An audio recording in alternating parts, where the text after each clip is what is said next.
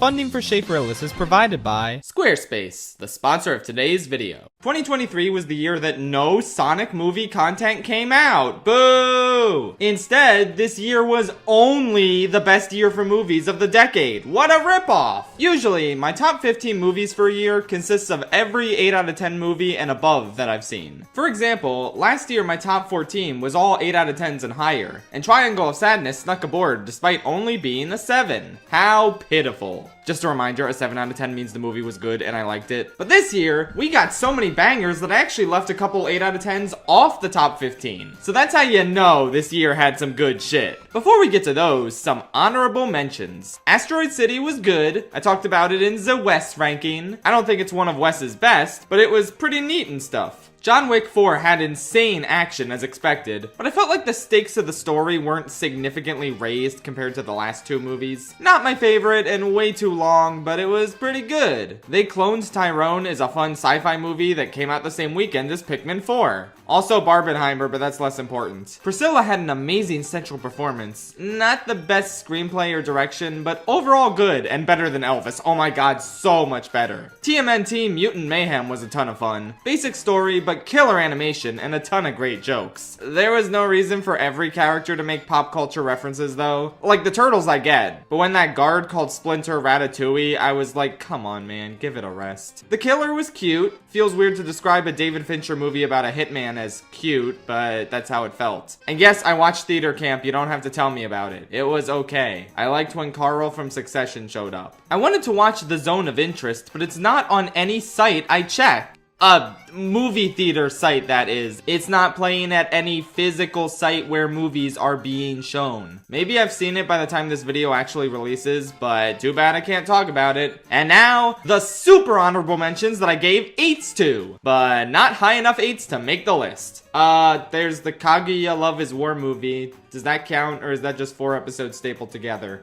I'm leaning towards the 4 episode thing, but it was great. There's also Bottoms, probably the funniest movie of the year, and Ayo Edebiri is a damn star. But the plot was also a liar revealed storyline that they played completely straight, and I'm sorry, I can't accept a movie in 2023 with an unironic liar revealed plotline onto my best of the year list. I hope this team collaborates on like 50 more movies though. Next is Dungeons and Dragons, just super fun. Made me feel like I was watching a 2014 MCU movie again, and that's a compliment.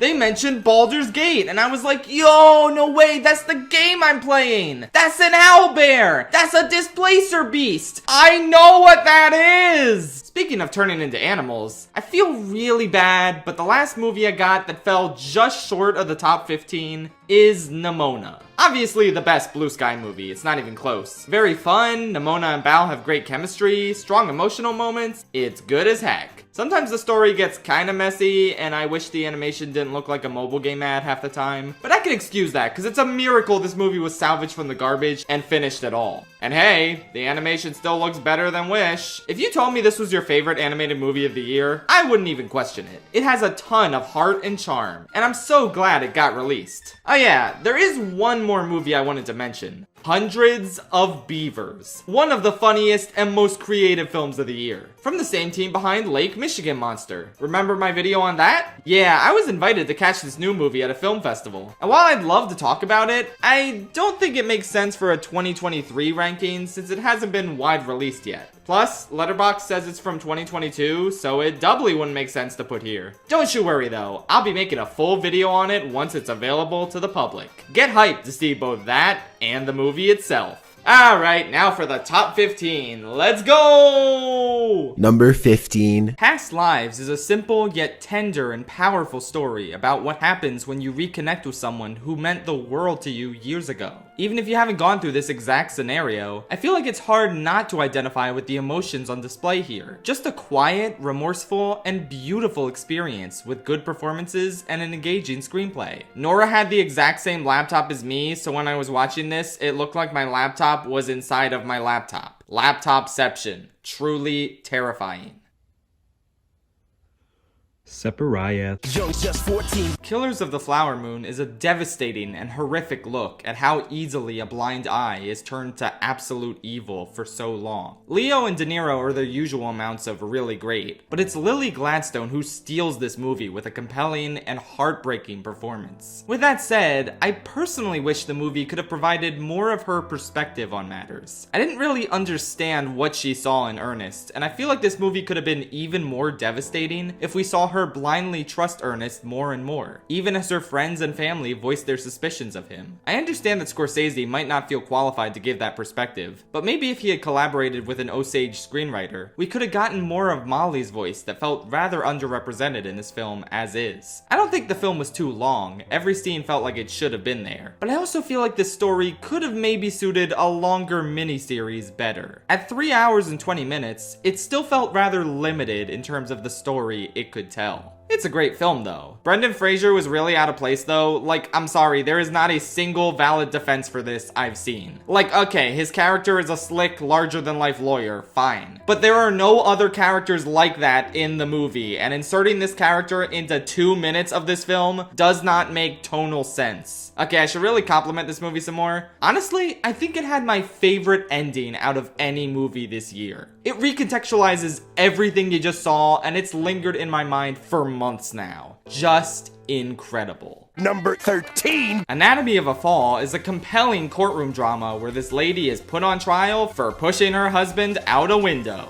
Allegedly. The defense is trying to prove that she didn't do it, but if she'd done it, how could you tell her that she was wrong? They really get into the weeds of this relationship, choosing to withhold the details of why these two came to resent each other until the middle of the movie, which is a fascinating choice that builds mystery and suspense. On the other hand, I do think the first 50 minutes or so come across as kinda slow. Like, I really just wanted them to get to the court case already. But once that court case starts, I was completely gripped. It's engaging, there are twists and turns, and probably the mark of any great courtroom drama, you really come to hate this bitch-ass prosecutor. Like, bro, just shut up. Oh my god. Really great movie. Though I would like to complain about YouTube movies for a second. I rented this here with the assumption that it would come with subtitles. But since this movie is half in French, half in English, they only subtitled the French words and did nothing for all of the English words. Bro, I can't hear anything. I always put subtitles on if they're available, and you're telling me you consciously chose not to put subtitles on half of the movie? What? It's pretty great though, check it out. 14. 12.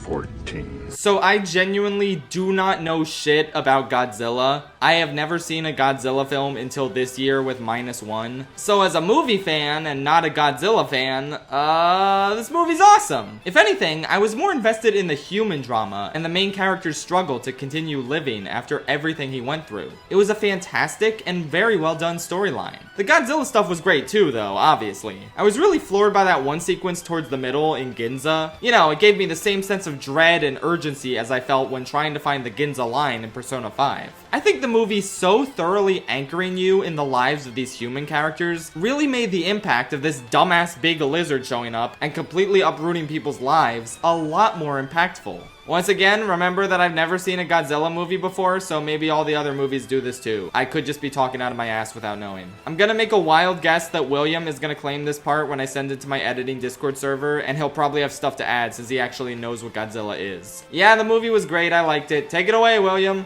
Okay, so William ended up giving me an 11-minute segment. That's on me for not giving him a time limit. I'm gonna leave all of it in the video, but just so it doesn't comically destroy the pacing, I'm gonna put all of it at the end. So stay tuned if you want to hear more about Godzilla Minus One from someone who actually knows what they're talking about. Since we're taking a break from the list anyway though, why don't I tell you about Squarespace and stuff? Squarespace is an amazing online website builder that enables you to create beautiful websites for your business or personal hobby. Create your own online store to sell your products. Whether they be physical, digital, or service products, you better believe Squarespace has the tools you need to start selling online. Hop on in with one of their professional website templates, with designs for every category and use case. Then make it your own by customizing the design, updating content, and adding whichever features you need. Any Squarespace template can do anything you want, allowing your idea, brand, or business to stand out. And on any device, too. You can even host video content using Squarespace, organizing your video library, showing off your content on beautiful video pages, and selling access to exclusive videos with member areas. The possibilities are near limitless. Check out squarespace.com for a free trial. And when you're ready to launch, go to squarespace.com/ShapeRellis to save 10% off your first purchase of a website or domain. Number 11. This is probably the last time an MCU movie is ever gonna make it on one of my best of the year lists, so enjoy it while you can. I already reviewed Guardians of the Galaxy Volume 3 when it came out, so you can peruse my thoughts on it there. But yeah, not much has changed upon rewatch. I think it's a wonderful conclusion for these amazing characters, and I couldn't be happier that this trilogy stuck the landing, even in spite of Infinity War and Endgame kind of uprooting the entire team dynamic.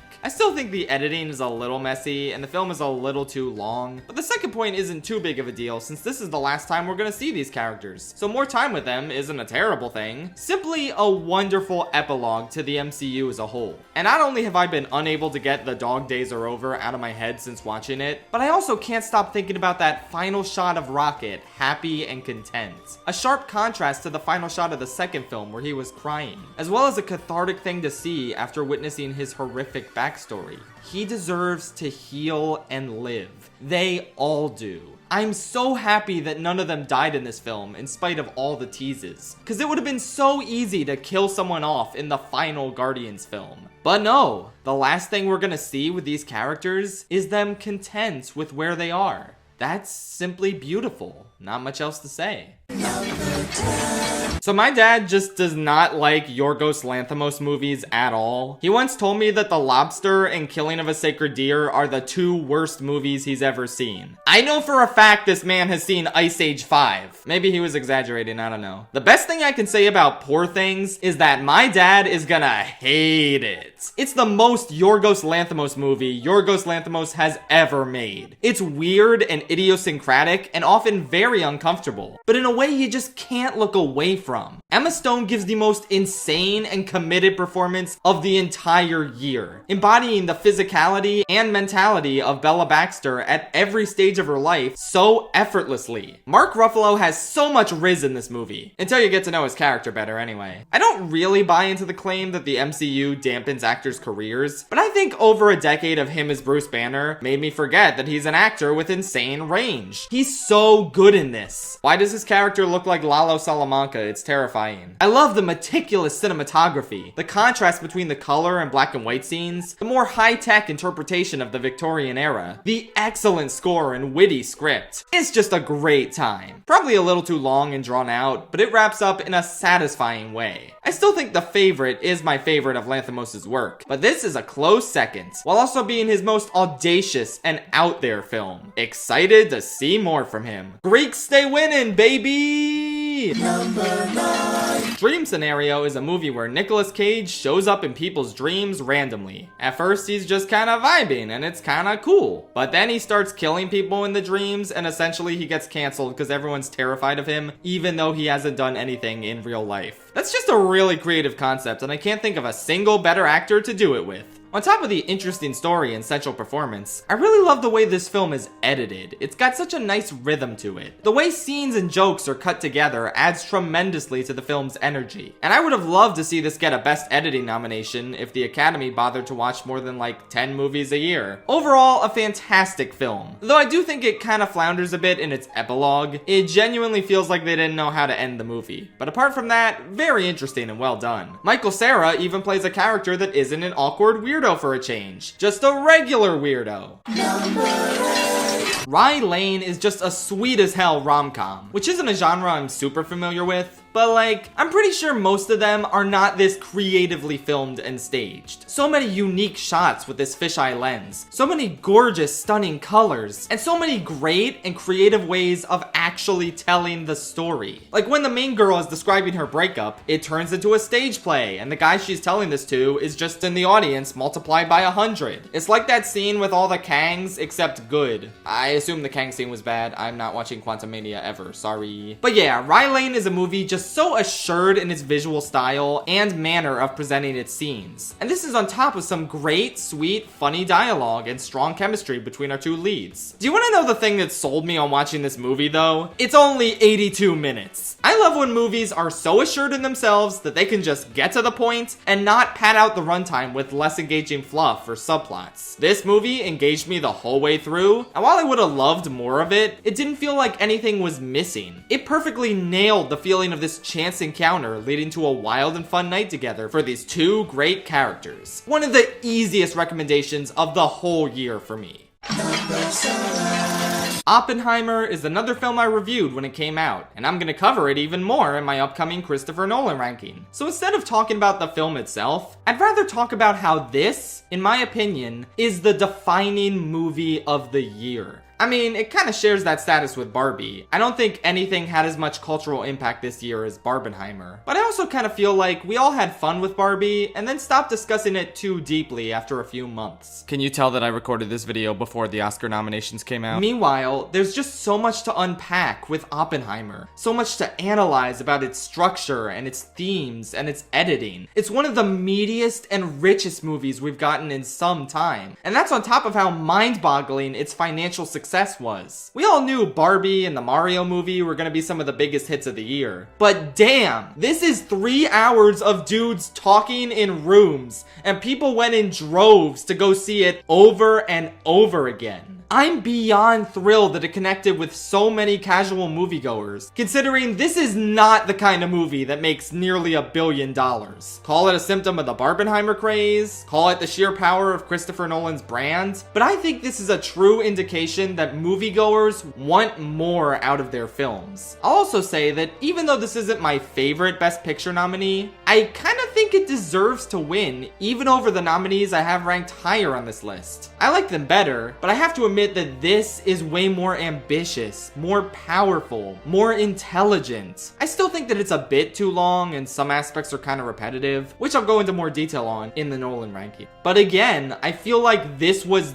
the movie of 2023. I can't stop thinking about it, and I highly recommend checking it out for the second time, because you've definitely already seen it. Number 6. For some reason, 2023 was the year of the corporate biopic. Just a shit ton of dramatic films about products rather than people. That's fun. Yeah, I kind of skipped most of these because, like, I don't know, I have some standards. But I made an exception for Blackberry. Not only because I heard it was the best of these, but because Blackberries are long dead. So this felt like a much less conceptually corporate movie than, I don't know, the Michael Jordan shoe one. And wow, Blackberry was kind of the biggest surprise of the year for me. I absolutely loved it. It felt like I was witnessing the fall of the Roman Empire as you see these guys fly closer and closer to the sun, only for their wings to completely burn up. The way this company transforms from a bunch of tight-knit, silly nerds into a corporate nightmare. The way the main character becomes more and more ghoulish looking as the years go on. It's a fantastic film with so much energy to both the direction and the performances, especially Glenn Howerton, who in a just world would easily procure a Best Supporting Actor nomination. I like the part where he goes to Nintendo headquarters, and I also like the part where ProZD shows up. It really is insane that a movie this gripping and technically proficient is also about a bunch of gamers. Really, the biggest W of all. Number 5. May December is an absolutely terrifying movie that made me want to crawl out of my skin the entire time. It's not a horror movie or anything, you know, it's just a movie about a lady who groomed a 13-year-old and ended up marrying him. God, I wanted to throw up so many times when watching this. And you know there are people who will call this movie funny or campy overall? I mean, it's not devoid of those elements. Like, sometimes you just have to laugh at some of the melodramatic and frankly insane stuff Julianne Moore's character says. But mostly, you just sit there and look at this kid, played by Charles Melton of Riverdale fame. You watch an abject horror at the life he was coerced into, while also finding yourself stunned at what an absolutely brilliant performance this is. It's like a little boy in a grown man's body, from the physicality to the way he delivers lines. It's like, how did this guy do that? I've never seen a performance like this. And in all honesty, I think this is my favorite performance of the year from any actor in any movie. It's just on another level, and it perfectly reflects how some people are unable to grow past the age they were traumatized at. This is on top of Julianne Moore and Natalie Portman delivering two of the other best performances of the year. Everyone in this movie is just acting their asses off in some of the most uncomfortable and harrowing scenes put to film in 2023. It's also a fascinating reflection of tabloid culture and the sensationalization of stories like this. Just an absolutely incredible, insane movie in so many regards.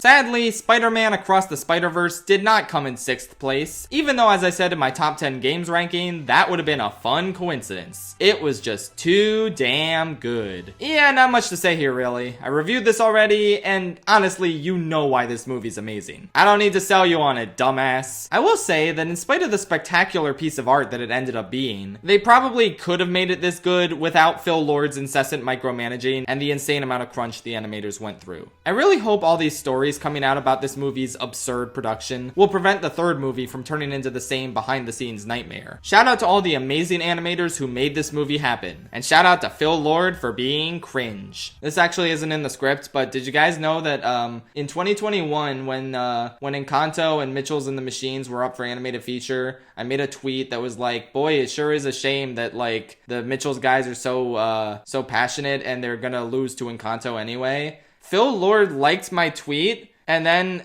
like the next day I saw that Phil Lord actually blocked me. It's like he liked that, but he didn't read it all the way through and he wasn't supposed to like it or something. So I don't know. I just find that very funny. Nowadays he blocks everyone who posts a link about how he treated the animators, but I just wanted to say that I have a badge of honor of getting blocked by him 2 years earlier. Woo! Okay, that is all. Back to the ranking. Okay, I feel pretty sheepish backing out of a 10 out of 10, but on rewatch, I think I got a dock a point from Barbie because those real world scenes kinda drag. I just kept waiting for them to get back to Barbie Land most of that time. And once they do, the film is peak again. Like, this is by far the most fun film of the year. Again, I don't think it's super deep or anything. It's just an incredibly well-made and visually stimulating comedy with great performances and a good emotional core. It's the film that solidified Greta Gerwig as my favorite director, since this is peak, Little Women is peak, and Lady Bird is literally my second favorite movie of all time. So I'm thrilled to watch whatever she makes next. Okay, so I was gonna completely ignore the controversy surrounding this movie and the Oscar nominations, but as a huge Gerwig fan, you're gonna automatically assume I'm insane if I don't publicly say that I don't mind that she didn't get a Best Director nomination, actually. This is a stacked list, and it's hard to argue that a silly comedy that was shot and edited in a pretty standard way deserves one of the 5 director slots over these movies. Stop downplaying and dismissing the achievements of women like Justine Triet and Lily Gladstone in order to cry about these rich white ladies not getting nominated in 2 categories instead of just 1. Since, yeah, they're both nominated. Robbie as a producer for Best Picture, and Gerwig for the screenplay. Please devote your time to something productive, like wondering how the hell Charles Melton didn't get a supporting actor nomination. Thank you. If you want more thoughts on Barbie, I reviewed it alongside Oppenheimer, and everything in that review is accurate, aside from the score at the end. But to make up for that, here's 2 movies that are 10 out of 10s to me. Despite a lot of people knowing me for animated film analyses, I haven't had an animated film top my best of the year list since 2018 with the first Spider-Verse. And for a second there, this looked like it would finally be the year when an animated film took the top spot again. It got really close, but I ultimately reevaluated a different film that I had already seen and decided, yeah, that was my favorite of the year actually. With that said, allow me to present the runner-up for my favorite film of 2023, The Boy and the Heron. In my opinion, this is Hayao Miyazaki's best film since Spirited Away, and one of the 4 Ghibli films I would give a 10 out of 10 score to. I genuinely was not expecting to like it as much as I did. I heard it was divisive and not super plot focused, and kinda similar to Howl's Moving Castle in a lot of ways, which we all know what I think of that film. The good news is that this movie is nothing like Howl's Moving Castle because it's actually a masterpiece. It really is closest to Spirited Away in terms of structure, because it's mainly just one kid exploring a mystical new world and coming across creative, enticing concepts and characters one at a time. It's not an incredible plot, but it's not trying to be. It's a movie that you're meant to feel, not so much think about the logistics and how this world operates. It just sucks you in with all the same whimsy and magic, but also darkness and intensity as a lot of previous Ghibli films. I'm seeing a lot of takes that took issue with that, saying that this is just a reheated mashup of every other Miyazaki film. And to that I say, yes. That's the point. The main message of this film is that we need to accept that there is no other filmmaker alive that can replicate Miyazaki's kingdom of dreams and madness. The old man in this is Miyazaki. The building blocks are the elements that make up his movies. And the part where Dave Bautista just haphazardly stacks them with no rhyme or reason, that was him making Earwig and the Witch. The Boy and the Heron is okay, real talk, I don't want to call it that. This movie is not about the bond between the boy and the heron, and it should have just been called the same thing that it was in Japanese. How Do You Live? Not to be a weeaboo, but that's just a better title, come on. How Do You Live is a movie about accepting that not everything lasts forever, and it's okay for things to end.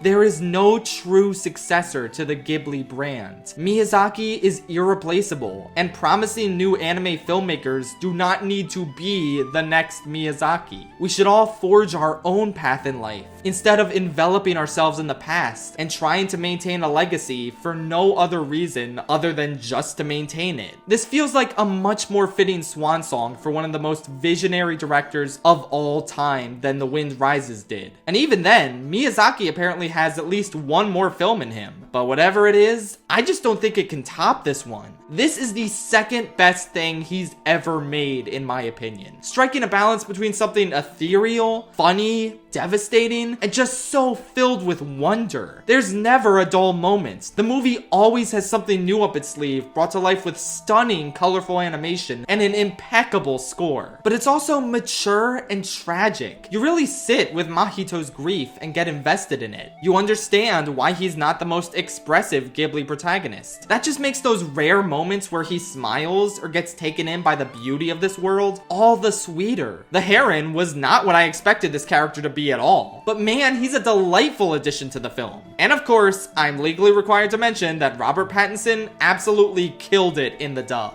I really like how Willem Dafoe has a small cameo in the dub as the other bird, because if you think about it, the heron is the exact kind of character you'd expect Dafoe to play. But no, we're letting someone from the younger generation take this larger part. We already know what Willem Dafoe is capable of in terms of voice acting as a creepy-ass Birdman. So let's give Robert Pattinson a chance to show that he can do the same thing. There are some creatives who do have worthy successors, and I think this movie serves as a great indication that Robert Pattinson might very well end up filling Willem Dafoe's shoes. Maybe one day, Pattinson will be the one asking someone if they're fond of his lobster. Okay, I've been going on for a while. The point is, The Boy and the Heron is insane. A miracle movie. The best animated film of the year. I know Spider-Verse will win the Oscar, whatever, who cares? At least it's a contest between Hydrogen Bomb and Hydrogen Bomb. And the Coughing Baby Disney put out isn't even a contender. I think we should just be happy we got a great year for animation. And The Boy and the Heron is the star of the show in that regard. But again, it was just barely edged out in terms of being my film of the year.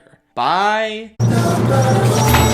The Holdovers is the warmest, most genuine movie I've seen in quite some time. A lot of plot and character elements in it are pretty cliche, but it presents said cliches with such enthusiasm and a total lack of cynicism that it makes you feel like this is the movie that inspired those tropes in the first place. It is just refreshingly honest, presenting you with a sweet, simple premise and playing it out with impeccable performances, a lovely script, focused direction, and just an overwhelming sense that your heart is being uplifted throughout the duration of this film's runtime. It's a movie that understands the inherent loneliness present for a lot of people during the holidays, really tapping into the pain and isolation its central three characters feel, before slowly but surely lowering each of their guards and allowing them to connect with each other. Paul Giamatti and Davine Joy Randolph are fantastic. I'm glad the latter is getting a ton of awards attention for her performance, since I always love when someone with a theater background makes it in film. Plus, we went to the same college, that's cool. However, I think it's Dominic Sessa who really stole the show for me.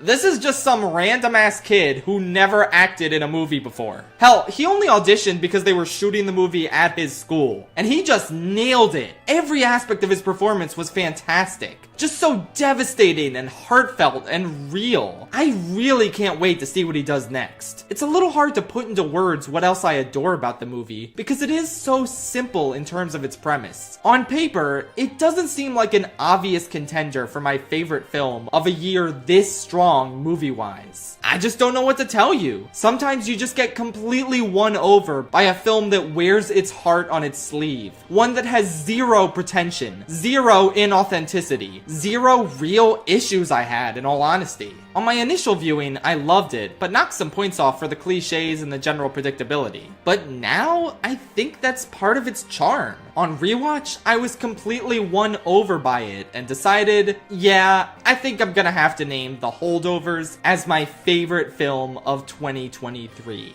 Hell, it might actually be my favorite Christmas movie now. I think I'm gonna end up watching it every December from now on, honestly. And you should too, baby! Well, that's my list. Alright, 2024, that's gonna be the year where Sonic 3 is #1. Just you wait. Good night, tri-state area. I just love Latinas, Sonic. What? Adios, amigo. Godzilla Minus One is the latest Japanese film in the Godzilla franchise, made to celebrate the then upcoming but also currently right now happening 70th anniversary of the franchise. This is the 47th film overall, the 44th Japanese film, 40th Japanese live-action film, and 4th film in the Reiwa era. Directed by Takashi Yamazaki, known mostly in Japan for the Always Sunset First trilogy and films such as The Great War of Archimedes and some anime adaptations, while here in the West he would best be known for his animated films such as the Stand By Me Doraemon movies and Lupin the Third the First. Mostly Lupin the Third the First. This has been the first Japanese Godzilla film for a lot of people here in the States that weren't already fans of the franchise. In fact, this is the first Japanese Godzilla film, and by extension first Toho film, to be distributed in the West by Toho themselves instead of through a third-party distributor like Funimation or some other old dead company like AIP. This is the first film made since Toho announced their World of Godzilla initiative a few years back to make The King of the Monsters more successful outside of Japan. And it seems that this initiative has more than paid off, as the film has been lauded with major critical and commercial success, and it deserves all of it. There are many, both fan and non-fan alike, saying this is the best film in the series. And while it's too early to really judge that, it absolutely is in the top 5, if not top 3. Everyone knows what Godzilla in general is about, created as a response to the bombing of Hiroshima and Nagasaki, being an allegory for nuclear devastation and all, while Godzilla in that time has gone on to represent other things such as climate change and natural disasters, and has been used as a vehicle to critique other issues such as commercialism, capitalism, pollution, the nuclear allegory has always been the one that everyone thinks of, and the one that will always be attached to the character in some way, shape, or form, whether Toho likes it or not. Godzilla Minus One seeks to once again go back to that representation of the character, but for the first time in the series, do so by making it a period piece. Set between 1945 and 1947, the movie begins in the closing days of the war. For the first time, we see the actual aftermath of the bombings, atomic or otherwise, and how it affected civilians. And we get a lovely story about survivor's guilt, and the will to live to go along with it. And that segues into the characters. Bar none, this is the best human cast of any film in the series. Now, contrary to what people with this profile pic will tell you in YouTube comments and on Twitter, the series has had good, likable, and memorable human characters before.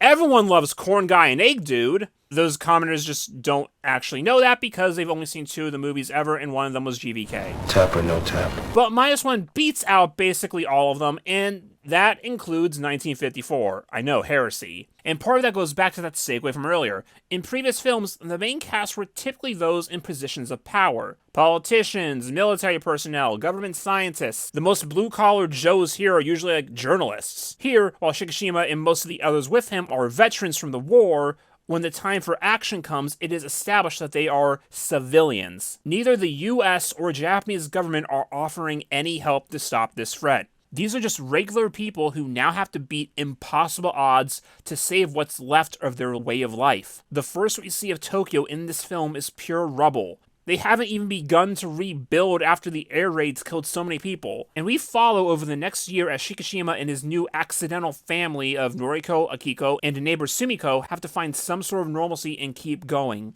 Shikishima gets the job as a minesweeper and meets Doc, Captain, and Kid, 2 of which were also in the war. We get to know all these characters and care for them before the threat of Godzilla makes itself known. And our main character already has prior history of Godzilla, as he actually encounters a smaller version of him in the first 15 minutes of the film. Godzilla first appears on Odo Island, a fictional island that we first saw in the original film. The Godzilla here is actually a reference to the legend of Godzilla from that movie. 海の尾を食い尽くすと今度は陸へ上がってきて人間までも食うそうだ。 And this is where Shikishima's motivation comes from, as he and one other person are the sole survivors of that original attack. Coupling that with the fact that Shikishima was supposed to be a kamikaze pilot, he suffers from extreme survivor's guilt. You want to see him overcome his struggles and find happiness in the end, along with his newfound friends and family. Also, Doc is incredible in Best Boy Send Tweet. It's so satisfying seeing who are essentially just normal people have to deal with Godzilla. Yes, most of them are ex-military, but this was war times. They had no choice. It was either die for your country, or just die. This is the most emotional film in the series, with multiple moments that actively made me choke up or get teary-eyed, especially that last line.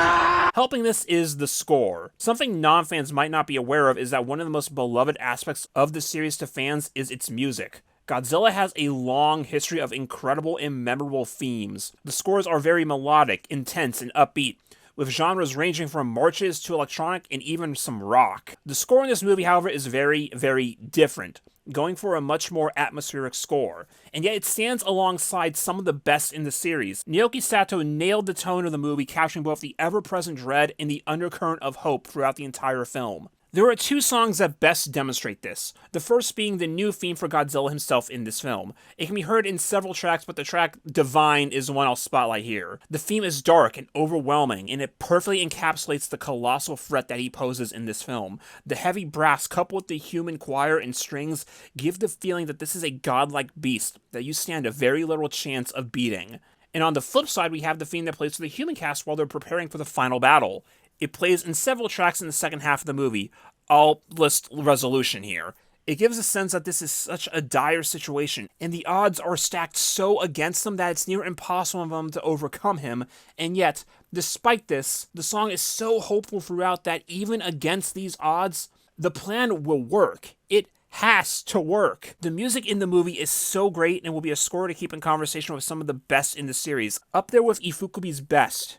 Speaking of which, of course, the classic Ifukubi theme plays 3 different times in the film in 3 flavors, with new recordings of 3 classic arrangements. The version from Mothra vs. Godzilla, complete with Mahara Mothra at the end, the full version containing the March Vamp and the King Kong theme from 1962, which was famously used as the credits theme for Godzilla vs. Destroya, and a simple version of just the theme itself playing over the first half of the credits. Godzilla himself is done super well in this movie. Everyone has been gushing about the effects in the film, so I don't need to go too deep into that. Yamazaki oversaw the effects himself, which makes sense because before he was a director, he was a VFX guy. And what they do with Godzilla here is great.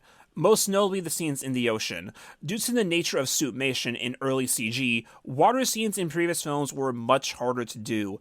As such, most water scenes before were either a quick fight against a monster or a vehicle, or just a scene to show him traveling. Even though he's semi-aquatic, we don't see him in water all that often. You'd either risk drowning the suit actor or using early 2000s CG, which didn't even look that good back then. But now with modern CG standards, they can do so much more with it.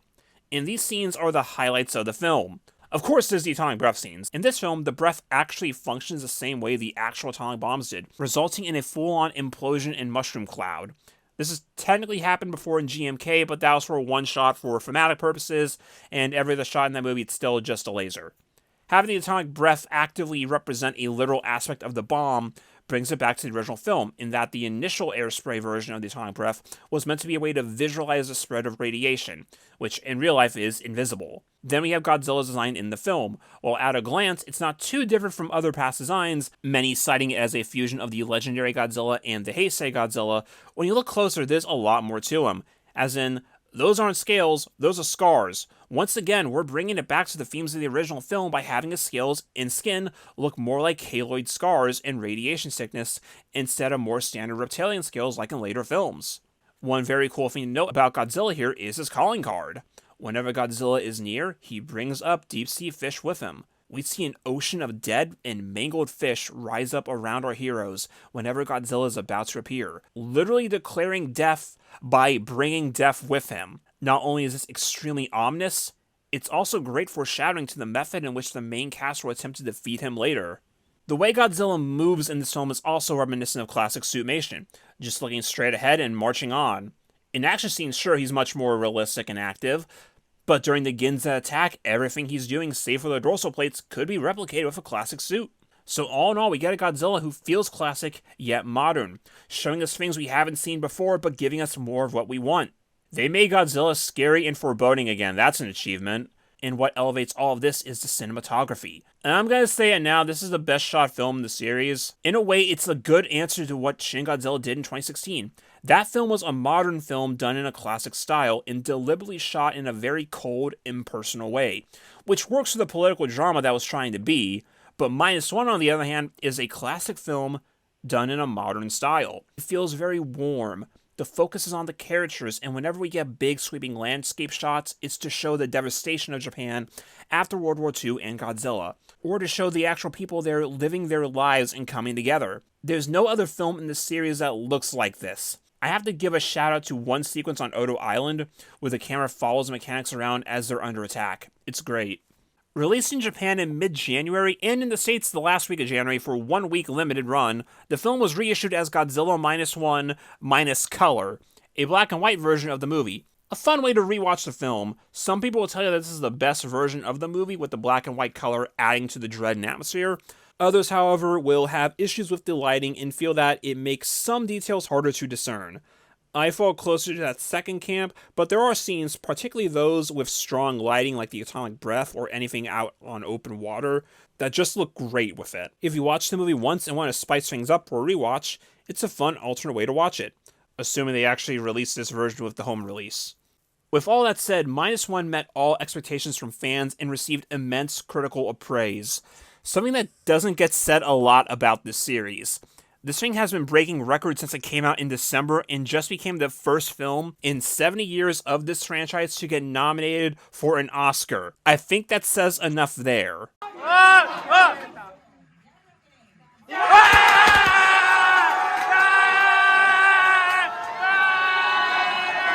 Please check it out if you are at all curious and have the chance to. And if after watching it you want any other recommendations for the series, here's a few that I would recommend to general audiences to help them get properly introduced to the series. Oh, that was fun! I love hijacking James' videos. I wonder how much of this he's actually gonna let me keep in. Lamau. You know, maybe I should go back to making my videos again. The people need to know about Josie and the Pussycats! Here's the rest of the actual video you clicked on, or whatever, who gives a shit. Okay, bye.